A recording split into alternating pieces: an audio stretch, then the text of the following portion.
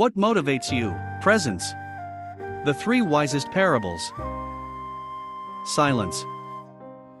Once the Buddha passed by, several people gathered in one village as opponents, and they began to fervently and maliciously insult him. He listened in silence very calmly, and because of this calmness they felt somehow uncomfortable. There was an awkward feeling. They insult a person, and he listens to their words like music. There's something wrong here. One of them turned to the Buddha. What's the matter? Don't you understand what we're saying? It is with understanding that such deep silence is possible, the Buddha replied.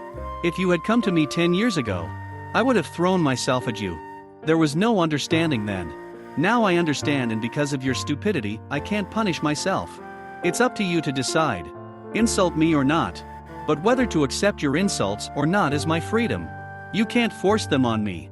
I just refuse them. They're not worth it. You can have them for yourself. I refuse to accept them. If I hate, I take something away from myself. If I love, I enrich myself with what I love. Misanthropy is a slow suicide. Love for oneself and others is the greatest poverty of a living creature. Boat. One day a teacher told his students an interesting story. When I was young, I liked to swim alone on the lake under the moon. I was surrounded by silence and tranquility. I was lying on the water, looking at the stars and listening to my thoughts. Suddenly, out of the corner of my eye, I saw a boat approaching me. I swam a little to the side, but the boat continued to move directly towards me. I started shouting to the one in the boat, but it didn't help. The boat continued to move towards me. You didn't get angry. I was going to curse the person who bothered me, but when the boat came closer, I saw that it was empty. My anger had nowhere to go. Who was I supposed to throw it out on? I had no choice but to roll over on my back again, look at the stars and start looking at my anger. At that moment I made an important discovery for myself. I realized that an empty boat is an ordinary piece of wood floating on the water became my teacher. Since then, if someone tried to offend me and you didn't get angry, I remembered that incident on the lake. He laughed and said, "This boat is also empty." What started with anger ends with shame, angry and insulting others.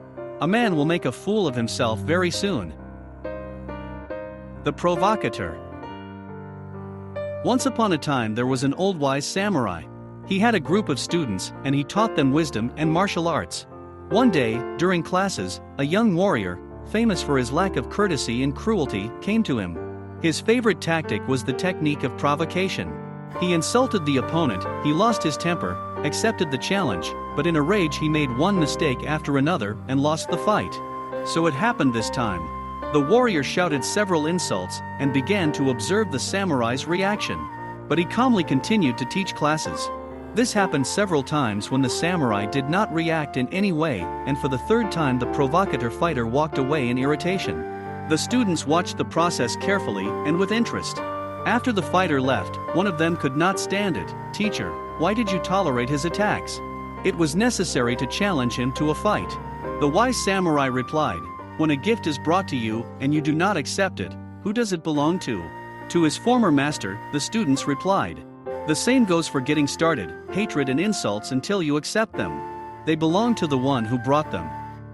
If you respond with insults and insults, you accept them, and thereby descend to the level of the offender.